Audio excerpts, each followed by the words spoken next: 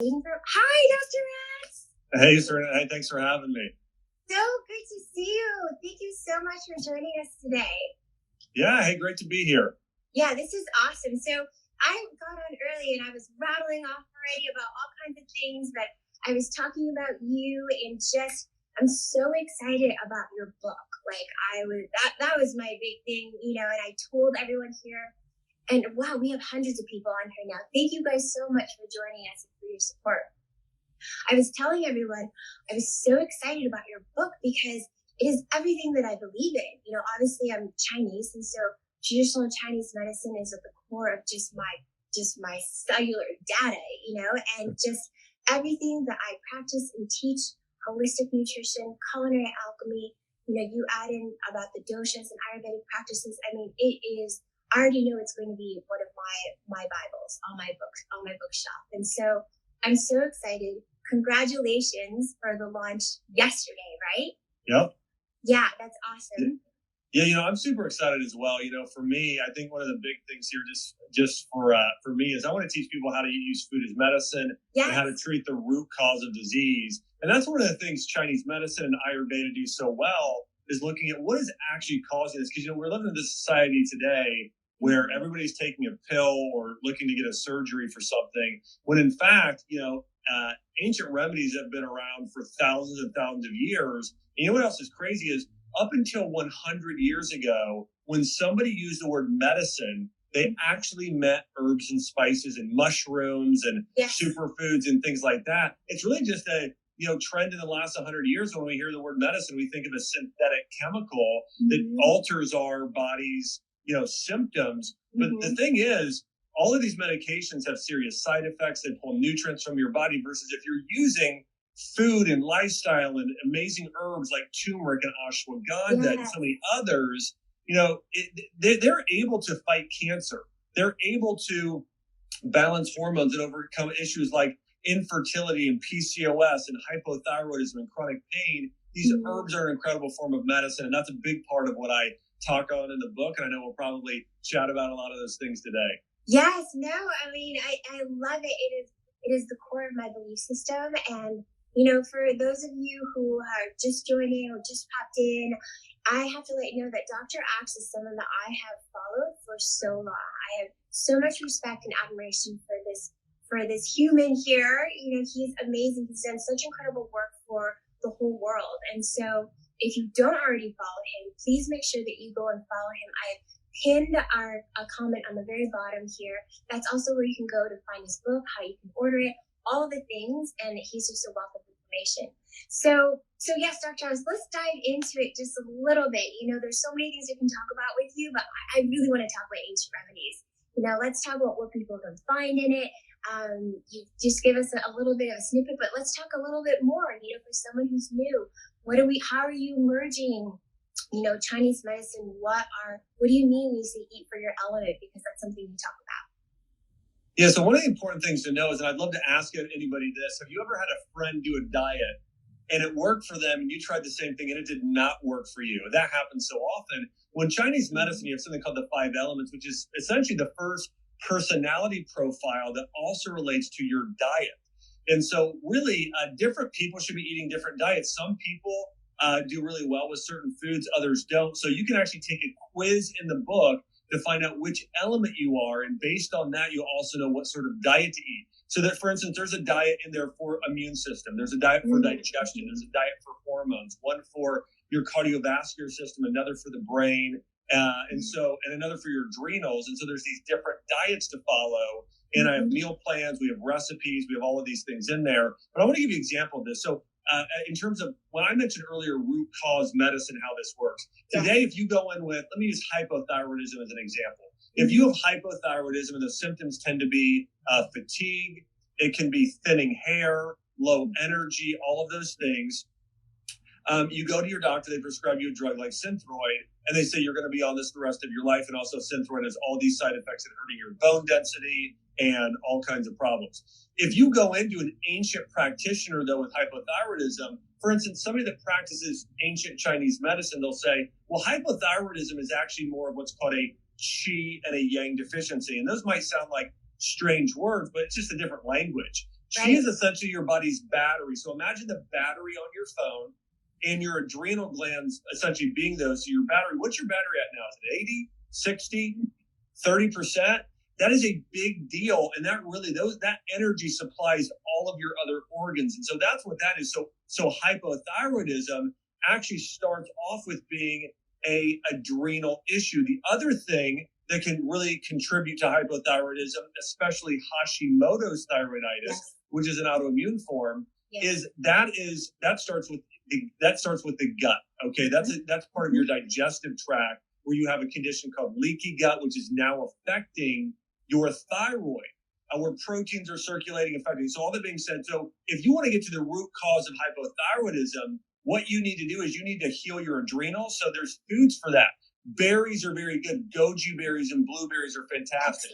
Wild caught fish, seaweed, certain mushrooms like reishi, and adaptogenic herbs like ashwagandha, rhodiola, holy basil. All of these things help strengthen your adrenal glands. And then to get to the root cause, you also want to really go and focus on your gut. And so drinking things like bone broth, getting the herb ginger, the herb astragalus, certain other foods, but especially that collagen, because that's what your gut's made up of. So if you want to heal and reverse hypothyroidism, you got to heal the adrenals. You got to heal the gut using food, using herbs and spices there as well. And also, here's another big one. You've got to overcome fear. The emotion of fear causes you to be in a fight or flight state, and that's what drains that adrenal battery. So rather than fear, you got to really build your faith, build hope in the future, and foster those healthy mindsets and emotions. But if you're going to get to the root cause, you got to treat the whole person. The definition in the dictionary is health is being whole in body, mind, and spirit. So your mind has to be right in spirit. You have to use these foods as medicine. But in the book, I go over how to do this with over 70 health conditions. In the back, there's an index. So whether you have hypothyroidism, again, an issue like infertility, it could be low testosterone, it could be diabetes, whatever it is, I go through the top foods, the top herbal supplements, essential oils, all the things to heal the root causes of those diseases, and the new book here, Ancient Remedies. And I could talk more, but feel free to, we can chat a bit and ask another question. But oh my God, no. I mean, this is exactly what I want you to share. This is exactly what I want people to know, because, you know, there's a lot of people on here that follow me already. And so they know this is what I talk about. You know, I'm culinary alchemy. I am mind, body, energetic body, mind, body. So all of it. Food is healing, food is nutrition, food is everything, medicine. So, you know, so I really wanted people to hear about this book, because I truly believe that this is going to be a buy one everyone's shelf. So that was really, really helpful. You know, there's something that you talk about, which I found super interesting, of course, because it's my jam, but I think other people will as well. And you talk about consuming foods that look like the organs and how that supports the organs. And that's not something that people hear about, you know, very often, and not even here on my platform. So I'd love for you to share that. So here's what's amazing, and listen, I know everybody has different religious beliefs, but I think that if we have, you know, a creator, you know, is telling us what to eat, okay, it's pretty amazing. So, but think about this. So ancient physicians knew these three things. I think, and this is, if you can remember this for yourself, it will go such a long way. 3 ways that you know which food is going to be medicine for you. It's based on the shape, the color, and the flavor of those foods. That's how ancient practitioners knew, hey, if you have this condition, you should eat this, or this condition, you should eat this. Let me give you an example of this. Okay, if you want to heal your brain, you want to eat walnuts. Why? Think about a walnut, what it looks like. It looks like a head. And then if you open it up, there's the walnuts inside there.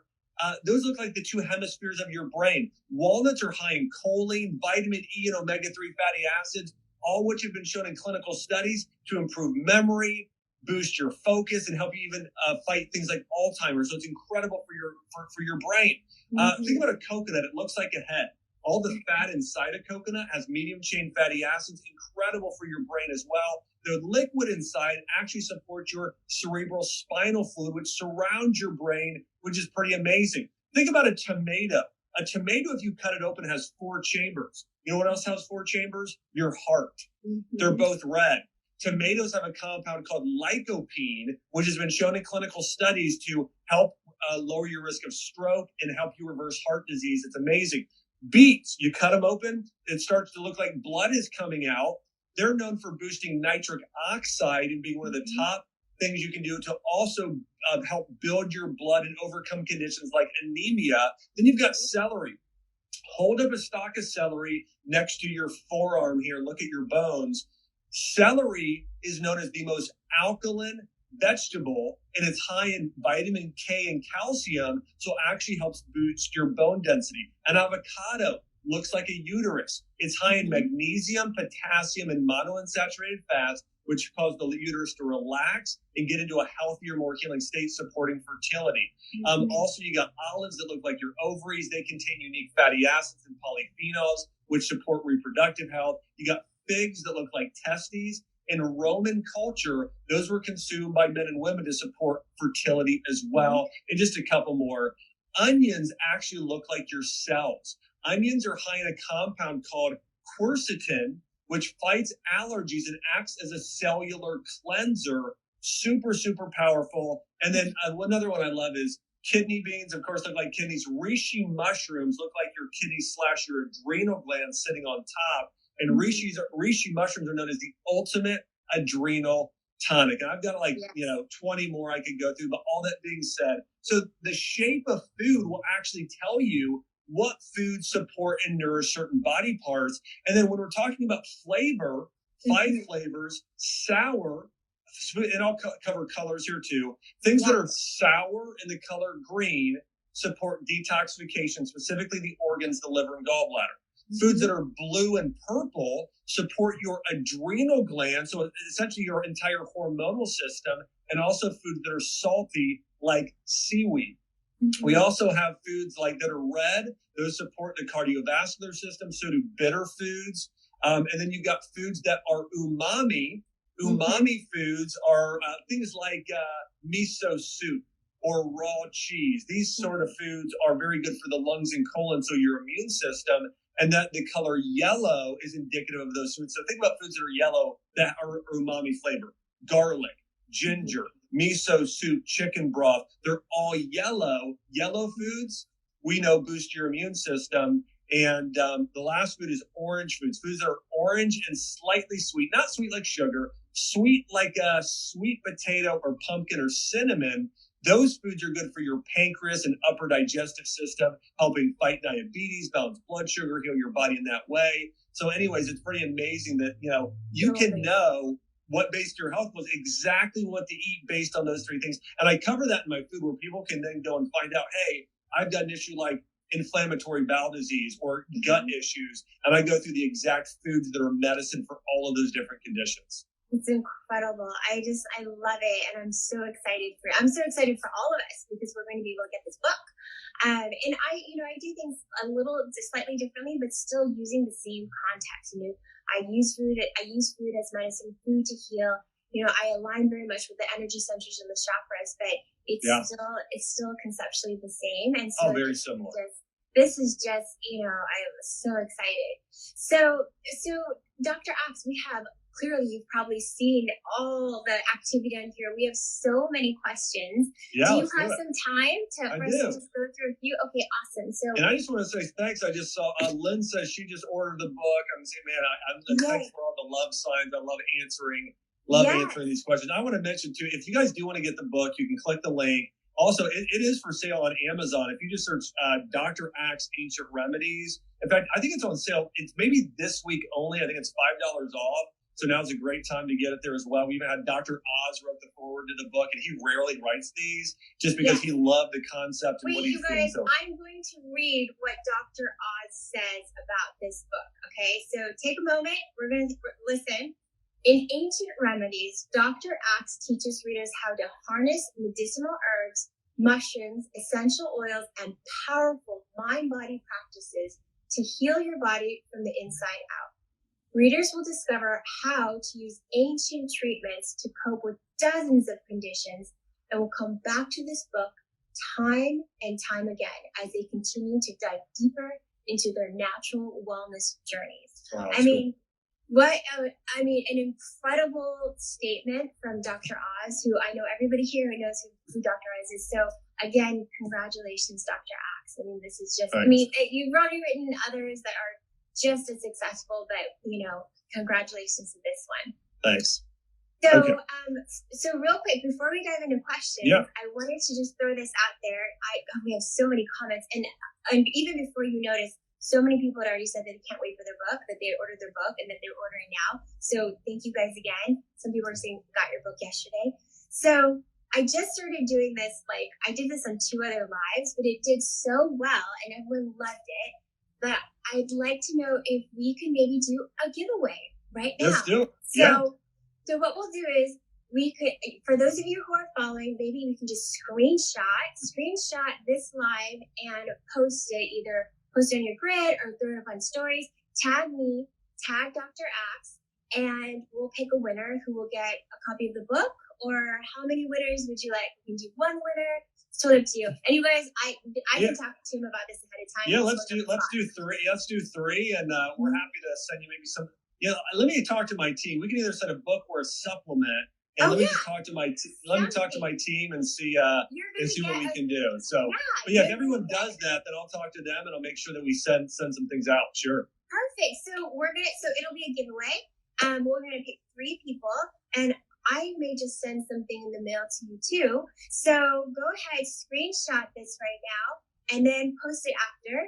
Tag us, tag me, tag Dr. Axe. If you have a private account, at least DM it, and then we'll pick 3 winners, and you're going to get something in the mail, and it's going to be awesome. So thank you, Dr. Axe, for being open to that. That'll be really fun. People seem to love it. Okay, so we have tons of questions. Let's see. One is, does the book cover IBD and also ulcerative colitis? So that's one. It does. And so, the book covers a lot of different conditions, but in the back, you can sort of choose which conditions you want to read up on in more detail. So with IBD, I really get into, this might surprise you, but with IBD, you don't want to be consuming a lot of raw foods. You want to be consuming a lot of cooked vegetables, some little bit of wild organic meat, easily digested fruit, specifically pears, and cooked baked apples and even blueberries. The gut will do really, really well with that. And then the herbals, things like astragalus, unique types of probiotics called SBO probiotics, bone broth. Like, these are really going to help heal the gut. And so I even go through that in the book, How to Heal IBD. So I really cover all of the different digestive issues and how to heal those. Okay, great. And that was a great question. Thank you for the person that sent that. A question that actually circulated several times, because you're the expert, is what's the difference between bone broth protein and bone broth collagen? Yeah. So when we're talking about, let's talk about a collagen protein versus bone broth protein. When we're talking about collagen typically comes from the skin of an animal. So we're talking about fish collagen comes from fish skin, beef collagen comes from beef skin, chicken collagen comes from chicken skin. Bone broth is where you take the skin and the areas of an animal that is very high in collagen. Let's use chicken, for instance. In chicken is probably the best form of bone broth because it not only has collagen, it also has glucosamine, chondroitin, and hyaluronic acid. That's a family of nutrients that actually help you. They actually are known as collagen boosters. So they support your body's own collagen production, and they're great for healing the gut. So I think a collagen supplement is fantastic. When you're buying one, I'd look up a multi-collagen protein. But I also think a bone broth protein is probably the supplement I've personally taken the most because I just think bone broth is that good for us. So again, I take, and sometimes I do 1 scoop of each in my morning superfood smoothie. But that's kind of the difference. And I would say, generally speaking, bone broth is most beneficial for your gut and your entire immune system and your joints, where collagen solo, the form that's mostly sold today, is a little bit more skin, hair, and nails. But they're both going to have overlapping benefits, and they're both fantastic. Awesome. Thank you. That was a great answer. And that question did circulate several times because I sometimes get it on my text too from people. So thank you for that answer. We had a lot of people asking about your thoughts on legumes and grains. Obviously, we've had different doctors on here that have varying opinions about that. So people want to know your opinion on it. Yeah. So my opinion is the ancient opinion, and that is this: that it depends on the person. That's the first thing to remember. Okay, the first thing. I know people that do great on legumes and grains. I know some people that do terrible on them. So that's the thing. And that's why in the book, you've got to take the quiz and find out which diet is right for you, what your element is, and what you're going to do well with. For instance, an earth element in Chinese medicine, somebody that tends to put on weight more easily, have stronger legs, like has more a curvy body type, those people can do okay with grains pretty well. But if you have somebody who is, like a fire element, like they don't do as well with grains typically. So anyways, all that being said, I think it depends on the person. Here's the thing I will say when it comes to grains. You got to be careful not to overconsume them because of the amount of carbohydrates, especially if you're consuming sweeteners in addition to that. So you got to be careful. Definitely most people overconsume carbohydrates. So for that reason, you've got to be more careful with grains.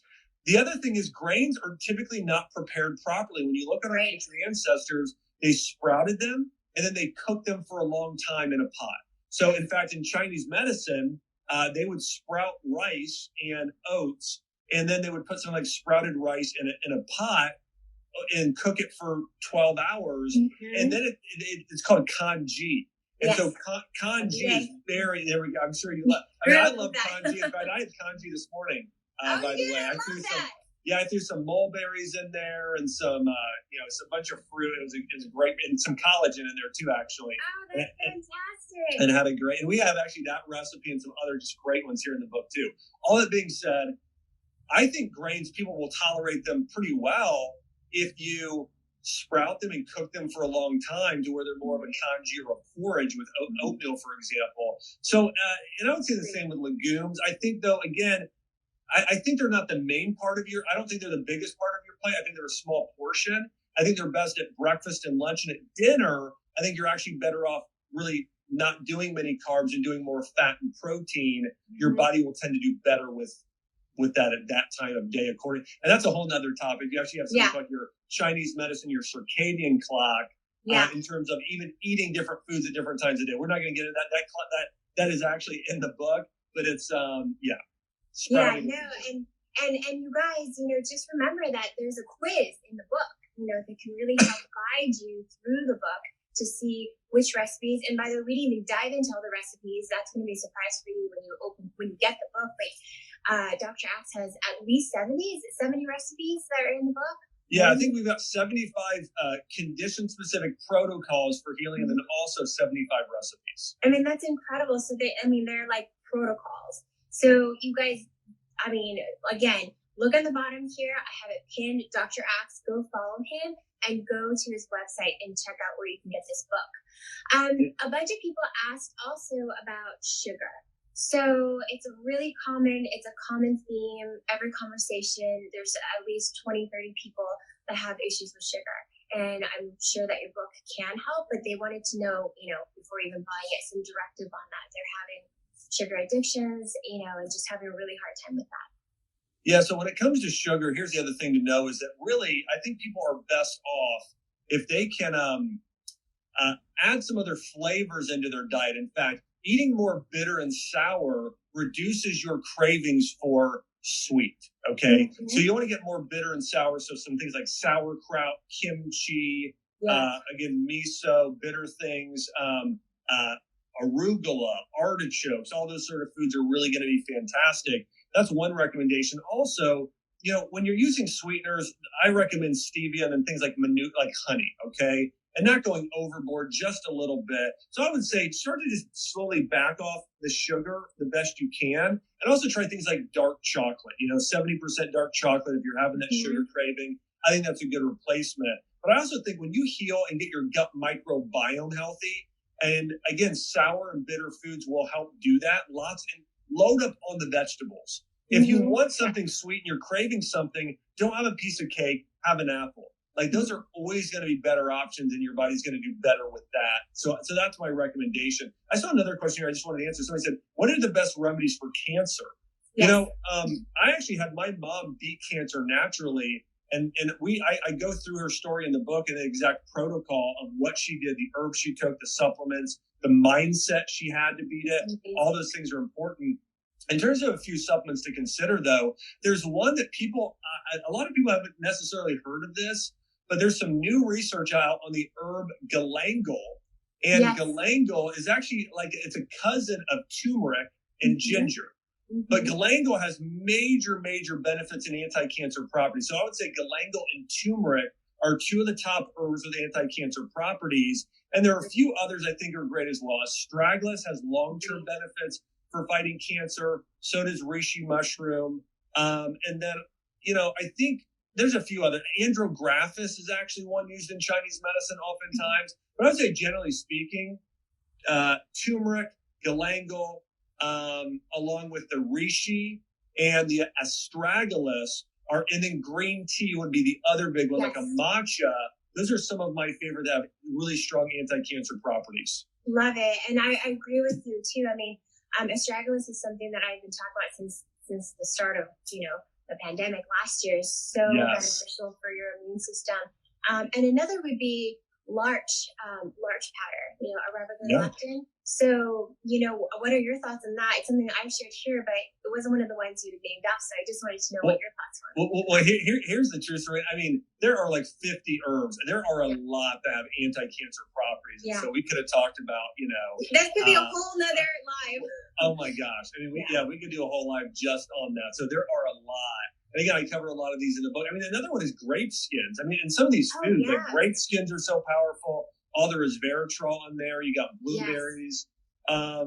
Anyway, so there's a lot, but larch is fantastic too. I mean, and some of these work in different ways. Some of them, like astragalus, is more of an immune strengthener, and then your own body kills the virus. Versus certain herbs like oregano has carbaryl compound that actually kills or fights the cancer cells more directly. But I tend to like the rather strengthening your body and your body actually killing off what's in there, just generally strengthening your body. But both work, and that's why it's good to take, numerous things there when you're, fighting anything. Yeah, absolutely. And it's all natural, which is even better. So thank you, and thank you for answering my question about that. There's just 2 minutes left until 1:30. I just wanted to do a time check with you to see where you're at with time. Do we have time for another question? Yeah. Let's do 2 more questions. That'd be great. Okay, great. Thank you. So one of the questions, actually, it's not just one, it came up a few times also, was Ancient Remedies for children. So how can this be? Is this for the whole family? How does it work for kids? Yeah, this is really for the whole family. Now, again, I probably hit on a lot of stuff. Generally speaking, it's really for everybody. I mean, if you think about it, again, when these foods are medicine, I mean, I hit on there are certain foods that are good for brain development for kids. There are great foods for the gut, which is so important in kids. I go through, and one of the things I'll just and if you guys have not seen the cover yet here, this is the cover here for Ancient Remedies. Beautiful, by the way. Thank you. And you guys can see a lot of these different remedies on here we have on the cover. And then in the back of the book, we go through all of the different condition-specific. And that's why people will use this. This is a book. It's also a reference guide. So you'll be pulling off your shelf every week or every month for the next 10 years. And so you can use it like that. But for instance, like I go through how to beat eczema in here for kids. Eczema, according to Chinese medicine, is actually it's called damp heat. So when you have a skin condition like acne or eczema, there's a lot of damp heat in the body. And so what dampness is, it's caused by the emotion of worry. If someone's constantly overthinking and worrying, and also certain foods that cause dampness is also what causes candida or mucus. So think about snot and phlegm, those sort of things. That's a damp environment. And so think about even like things like mold grow in a damp environment, parasites. So you got to get rid of the dampness. If you stick out your tongue, there's a white coating on there. Oftentimes that's indicative of dampness, but certain things help drive the dampness out. Well, let me tell you what you want to stay away from first. The foods that cause dampness tend to be wheat products, so in gluten, so wheat and gluten, dairy, so just conventional dairy like milk. Now, if you're doing a fermented goat's milk like kefir, it's a little different, but most dairy is very dampening. Really, if you're doing a lot of oils, not fat, like eating a little fat, but a lot of oils, those can be dampening. Bananas as a fruit. Not to say you should never eat bananas. The summer, your body will tolerate it better. But in the winter, think about a banana, the texture. It's very mucusy in nature. And then even egg whites. And so a lot of these things, they can build up some dampness in your body if you have too much of them. Not to say you can never eat them, but you just can't eat too much. And then foods that are warming or cause too much heat in the body. Alcohol tends to do that if it's hard liquor. Even things like beef that's really fatty or fried foods, like fried French fries, like those are really going to create heat in the body. So what you need to do to get rid of eczema and an issue like acne is you need to get rid of the damp. Is essentially it's candida plus inflammation. You got to get rid of those things. So herbs that help do that, burdock. That's one in Chinese medicine that helps drive out the heat. And then you have pau d'arco, which is used in more Ayurveda, and that's used for more getting rid of the dampness. And so anyways, and I go through that in the book, exactly what to do. And also for kids that have eczema, doing a blend of colloidal silver, manuka honey, and certain essential oils is a great topical treatment. So anyways, I cover all that in the book. So there is stuff for kids as well. Oh, I love it. And these are all things that I've talked about too. So, I mean, I love it. You guys, so one more time, if you just jumped on, we're talking Ancient Remedies with Dr. Axe. I have a comment pinned on the bottom here. It's got Dr. Axe's Instagram handle. Go there, follow him, and you'll get all the information for where you can get his book on Amazon, just launched. And I think you said there's $5 off this week too. Yeah, there is. So if people go to Amazon, just search in there on Amazon, Dr. Axe Ancient Remedies, and the book is $5 off. It might be this, I'm not sure, but it might just be this week only. And hey, if you can also run out, it's in bookstores nationwide, so you can run out to your local bookstore, or you can go to barnesandnoble.com or check it out on Goodreads. But again, it's so easy just to go to Amazon and just it ships you in a day or two. Yeah. That's what it was, the easiest thing. And also we're gonna do a giveaway. So 3 people who are watching are going to get us some sort of a surprise.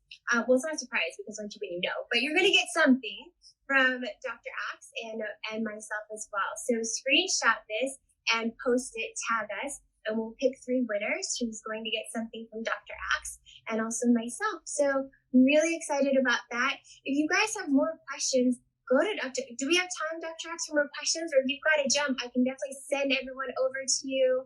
He's awesome. He answered my DMs. Like, you can go follow him, DM him. Yeah, let's go. Let's I've got time for, because I got an interview, but I got time for 1 or 2 more. So if there's ones that have come across quite often, feel free. Yes. And if I didn't answer it, it's in the book. You can check it out and find, you can take your quiz to find out what element you are, find your diet, the perfect plan for you all in there too. So let's answer another one. Okay, so one more question that did circulate a lot also was about whether or not your remedies and your protocols are friendly for plant-based people. So yeah, they are. Absolutely. So, one of the things when you see the remedies, now when I have meal plans, and actually we do have a vegan meal plan in there as well. So I have my 5 meal plans for the different elements, and we also have a vegan one in there. And the other thing is, most of the remedies, they're plants. It's a lot of herbs. It's a lot, it's some berries, some mushrooms, some nutrients. And so, in fact, 99% of them are vegan friendly when we're talking about the prescriptions. The herb and the food-based prescriptions, the essential oils, most of those are all plant-based. Amazing. And so that was one question that had circulated quite a few times. And then, there's just some questions about, and this is not about the book as much as about your background. Sure. And if you have a background, because I was telling people you're a certified doctor of natural medicine, chiropractic medicine, you're a clinical nutritionist, do you have some background in Chinese medicine as well? Do you recommend going in that direction with where health and wellness is going towards? But that was a really interesting question that came up. It was a repeated question. Yeah, absolutely. Yeah, so my background is as a doctor of chiropractic, a doctor of natural medicine. So focus, again, learning not conventional, but natural holistic medicine, and also a certified nutritional specialist and in more in-depth study there with nutrition. So that's that background there. In terms of the Chinese medicine, it's mostly self-study. Now, I have a friend here in Nashville, one of my closest friends. His name's Dr. Gil Banami, and he's from Israel, but he studied under a master Oriental medical doctor from China. She was Chinese, and so trained him, and then he's trained me in this. And so so I've been trained, and I'm a researcher too. I mean, I spend thousands of hours researching, reading articles. I ran a functional medicine clinic as well. Mm-hmm. in Nashville for many, many years. And so that's my background. Yeah, that's amazing. And, honestly, I can feel I nerd out too. So I can feel that vibe for you. That's why I love all your resources. Another question about the book. Is it available internationally? Because we have people from all over the world here who are interested. In fact, let me grab this one. So we have the cover you can see here for the U.S. is right here, and I think Canada. And we just got the UK cover in. Actually, they just sent me a box here today, so it's available in London, the UK, so you can check it out there. And then we already have having a lot of other countries pick it up. So the US and the UK picked it up. I think I'm trying to think if Australia did. And then I think we had, some areas in South America, but yes, it will be available in a lot of places internationally soon, but definitely I know it's in Europe right now. Yeah, amazing. So, there's some people from the Middle East, from South Africa, from Israel. So is it available in like a Kindle format? Or it is. Yeah, we have Kindle and audiobook as well. The audiobook is fantastic too. It's but we have both. Okay, so amazing. For those of you guys who are waiting for the books to come to a bookstore near you, and it's not quite there yet, you can always get the online version, the online and the audio version. So no worries there. Still available. The information is still accessible for you. And let me see if there's another question, if we have time. Yes. Oh, okay. About fertility. So Dr. Arf already said that he's got remedies that address fertility, but there were some people that wanted to know if you were actually already pregnant, if they could still use some of these remedies. So we go through this in the book, and then let me talk about fertility for a minute. So in the book, I go through how to improve your fertility. I go through how to overcome conditions like PCOS and a number of other things. I even talk about I think I mentioned a little bit of breastfeeding. So my wife, by the way, we have a 9-month-old. We did a home birth in a pool at our house, and it was amazing. She was, she's super healthy, super happy. I just saw her; she's just running around our house here. Congrats! That's thank beautiful. You. Yeah, just a little bit ago. But here's something to know that's important. Conceiving in Chinese medicine is really related to the adrenals and reproductive organs. Okay, so there are certain things to really help those. You got to get cortisol low, get stress hormones low. That's really key there. And do things to build up that adrenal battery, which I talk about how to do in the book. The other thing, though, is in order to carry a child, if someone has had a miscarriage, okay, that's actually related more to the digestive and the immune system. And so, and really the pancreas, it's related to insulin. So there are certain foods and supplements to help that. Cinnamon especially is so good at that. Holy basil, fenugreek, there's herbs there. Vitex to a degree to balance out get those progesterone levels to where they need to be. So all of those things are really important. In terms of we go through in the book, I mean, if you are pregnant, the herbs that you can practically take tend to be cinnamon, red raspberry leaf, and ginger. And that's kind of, there's not and now there are a few others. Some people decide to take a little bit of something like astragalus and a few others, but really, and then maybe turmeric, but really outside of that, anything that's going to change your hormones, like, clary sage or black cohosh, you don't want to take those herbs there as well. But we do have those, some different recommendations there in the book. And I will say, once you have a infant, like there's a strategy there. Like once my wife gave birth, we had her, and listen, I don't know what everybody's background in here is, but there's a principle called like supports like.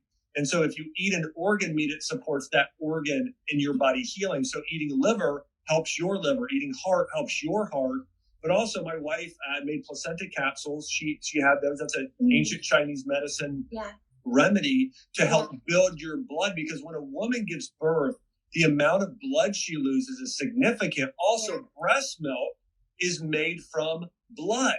And so really the biggest mistake I see women making when they are breastfeeding or after birth is they're not doing things to build their blood back. It's really important. So eating beets, eating green leafy vegetables, eating liver, grass-fed beef, maybe taking even a blood builder supplement or an herb like Dan Quai, but you want to do things to really help nourish and build your blood post-pregnancy. Because a lot of women also get a little depression. Maybe they'll notice their hair is thinning or coming out. So a lot of that is due to a blood deficiency in Chinese medicine. So there's a way to overcome that as well. Okay, amazing. Thank you so much for that answer, Dr. Axe. Just for spending the time, and we've gone a little over our time, and so I'm so grateful to you for answering all these questions. There's one more question that I should have asked earlier. Go ahead. I just saw it pop up again, which is, your ancient remedies and these protocols, if someone is on, a Western allopathic protocol, say with cancer, just some other type of medication protocol, do your remedies and protocols work synergistically? Can these things be done in combination with medication? Well, number one, the diets I go through in there and the many different food plans and recipe plans, 100% they do, and so you can follow the food plan completely. With the herbal recommendations, I would say 95% of them you're going to be fine on. Let me give you an example. If you have hypothyroidism and you're on Synthroid, you can take ashwagandha. You can take you can take astragalus. You can take all these herbs. Now, you may want to monitor, because what I've seen happen with a lot of patients in the past and people I've worked with is that all of a sudden their numbers will start changing. So they need to work with their physician. And listen, I always recommend, if you are doing things with medication, that you're working with your physician on that. But I've seen a lot of times all of a sudden, wow, they start to notice they need less of whatever they're doing. And so that's the thing I would say is that, hey, the food, yeah, you can totally do that. In terms of some of the herbals, 95% of them, yes, you can. But on occasion, you got to be even something like fish oil, which is really a food, you got to be conscious of that. One of the biggest ones is blood thinner. So if you're on that, you got to be conscious. But but really, we cover most of that in the book. Amazing. Okay, great. I mean, I think that obviously there's a ton more questions. We could keep you on forever, but I think that we at least got some of the ones that I saw repeating in the questions that came in from the different sources. So thank you so much, Dr. Axe. Thank you, you guys. I saw a lot of comments about saving this live. As you know, I save all the lives. What we do is we just edit it. We make sure the audio and the video match up. We clean it up and make it pretty. And then we post it on YouTube and Facebook, and I'll put snippets of it on our IGTV, and we will make announcements, and we'll send you an email when it's out. So yes, you will have all of this information to sit down and take notes on, because Dr. Axe is just amazing and just such a wealth of information. So thank you so much, Dr. Axe. I mean, it was so awesome to have you. It's been such a treat for me. Awesome, Serena. Hey, I'm honored to be on. Again, I love what you post too. You have such a fantastic, just fantastic page on Instagram, and everybody's already following you there. So again, thanks for having me. And hey, I hope you guys enjoy the book. If you guys, once you get the book, check it out. Post on, Serena's and my my Instagram page. Let us know what you think. We'd love to see what sort of health breakthroughs everybody experiences. And again, Serena, thanks so much for having me. It was an honor. Oh, you're so welcome. It was so much fun. And thank you guys so much. Thank you for staying on always. And thank you for participating. We'll see you guys soon. Thank you.